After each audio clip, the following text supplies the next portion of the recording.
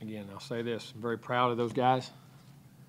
Played hard, there's heart, there's caring, there's love for each other, and what they did. Very hard-fought game. Now, but we know as a team right now we still got some work to do. We still have to make the plays at the right time at the key moment, and we had our opportunities. We did a heck of a job coming back in the game, making great drives. A tremendous last drive, checking, running, throwing, mixing things around. The offense is growing more, it's expanding more. Third downs we're increasingly going way up. The red zone, again, learning to capitalize with touchdowns down in the red zone and things we did. Had a couple costly turnovers, though, that hurt us. Defensively, containing him, he had one big scramble out where he broke a play. Had some nice runs, but our defense did a nice job. But, again, both sides of the ball have to either get to stop or make the drive at the right time. We missed an unfortunate field goal, just some slip-ups everywhere. They did, too. It was a game that was back and forth, but we got to keep going. We expect to keep playing better. The outcomes, so you get caught up in them, which is huge, and that's the ultimate thing. But there's still a lot of progress being made, but it doesn't, there's no moral victories or anything like that. We just got to continue to find a way to make the next play, and we got to do a better job and keep putting them in best positions, coaching the heck out of them, making sure they understand everything. And our goal right now is keep playing with the right attitude, and we're definitely doing that. Our guys are playing to have a great attitude. They got great heart. They care about each other. It hurt them again. It was a hurt locker room because they knew they were that close. But when you play a guy like Louisville and Bobby and Lamar and those guys, they you can't give them, when you got them down, you can't let them up. And keep that great mindset. We got to keep competing relentlessly. We got a quick turnaround this week. We got to be right back tomorrow and in here watching film. And, that won't define us, and keep our great attitude of where we're going. Have setbacks in life, and it's going to test them right now because everybody's going to jab at them, jab at us, do the things you got to do. I know that, but that's stay together, stay strong. You can flip that thing right back and finish strong down the stretch, and that's what we got to do. Questions? Jimbo, what happened on James' fumble? I'm waiting. I'll wait and see the film. I don't know. He thought he was giving it, and they was taking it and hit the ground. I mean, it was that simple. We sit them down after the game, get them calmed down, let them think about it, and watch the film and see. I don't want to make any judgments till I see it, We had what we wanted, and thought it was going to be a good play, and, we've been running it and doing a good job, and we just didn't get that executed. I mean, they didn't do it on purpose, I promise. But disappointing. Does that kind of feel like the season is gone in situations Yeah. like that? It has been. I mean, we've been one inch away, one play away. But you can't quit fighting for them. That's the thing. Sometimes they don't come. Sometimes even when you fight for them and put your heart and soul into them, those inches don't come. You got to dig for them, and we're going to continue to dig, and that's what we're going to do. Jimbo, in close games like that, where it's kind of a shootout to the finish, how much does experience play? And Lamar being an experienced quarterback versus James, still trying to get his foothold in his freshman season. Well, I think it does. I mean, there's no doubt experience does, but the only way to get experience is get in the middle of it. And you got to push your way through it, and it did a heck of a job, put us in position to do it. We just got to finalize it and make the play. Jimbo, did something flip after that roughing the passer call? It seems like James was really fired up after that. Well, I mean, you get competition and you get going, and he had plenty of opportunities in the game earlier, and he did some really good things. He missed a couple things. I mean, there's youth in there, and you can see the growing, but you see the competitor and the caring and how good this kid really is and how much heart and soul he's really got. Jimbo, I'm just wondering, based on what you know about your own kids, how many more of these disappointments do you think they can absorb and still move on? Well, I don't know. The games they have left. And don't worry about that. I'm worried about one thing, playing this week and getting prepared. You don't worry about that. You take things in life as they come. And if you prepare and we fight for those inches, maybe they don't come anymore. So we don't worry about that. I don't worry about that. Do you like your chances with these kids? Oh, without a doubt. The heart and soul and the ability to compete and hustle and play hard and push and challenge and allow you to coach them and them to play. I mean, there's no quit in those kids. None. In any way, shape, or form. And so, yes, I do. I love these kids. Jimbo, how are you handling this? Because you haven't been through anything like Good. That's part of life. I've been ups and downs in life. I mean, there's part of it. And keep looking at myself to what I can do better. And you as a head coach, you're in charge of it. You got to find ways to find those inches for them and put them in better position, get your coaches to get them to put them in better position and coach everybody and run the organization the way it is. And that's my job. And we got to keep fighting. Find those inches. What I just said. Get your coaches to coach them and look at every detail of everything you're doing.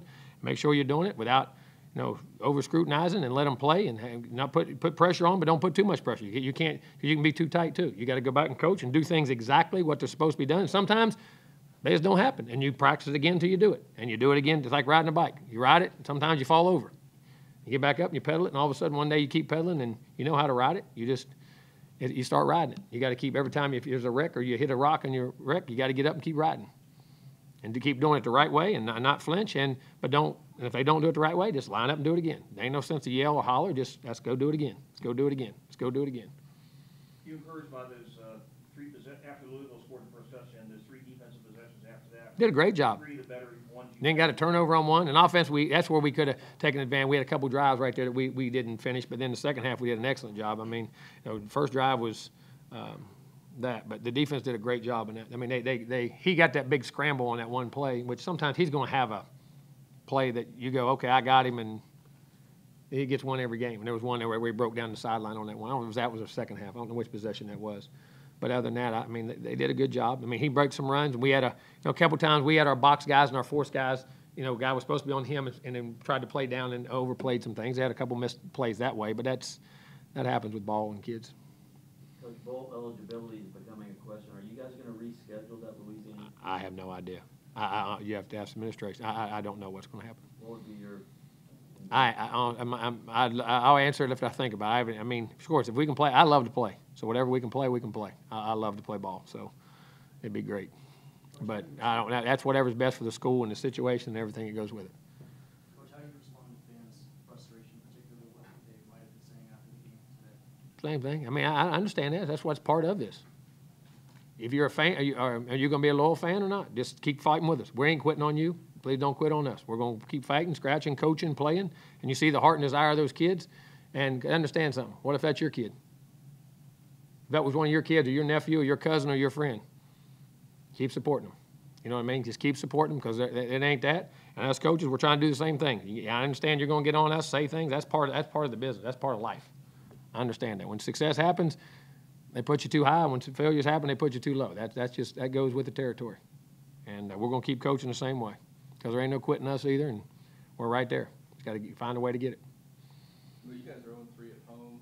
You said before sometimes there's more clutter and more distractions at home. Right? Have you seen some of this that they put more pressure on themselves? No, I don't think so. I mean, the games are one-possession games. It's the same. I mean, we love playing at home in our stadium.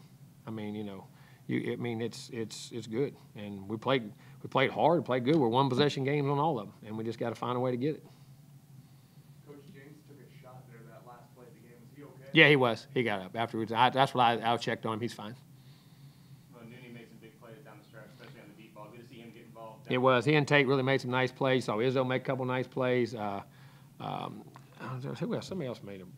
Backs had a couple nice catches. I was just trying to look at the stats right there. Who had the ball? All those guys. It was good to see those guys make plays and runs, and they did a nice job. It was great to see them keep coming. Jimbo, the preface is by saying this guy almost got thrown out of the stadium a couple of seconds before by a cop because he was being a little bit of a jerk. But the fan you had words with after the game, any comment on that? No, I have no comment. No frustration. Just, hey, don't just be support. You know what I'm saying? There's no reason to be nasty. I shouldn't have said something. But at the same time, defending players and people you're with. I'm in charge of them. I love them. Like a father. When they say something to your family, you take up for them.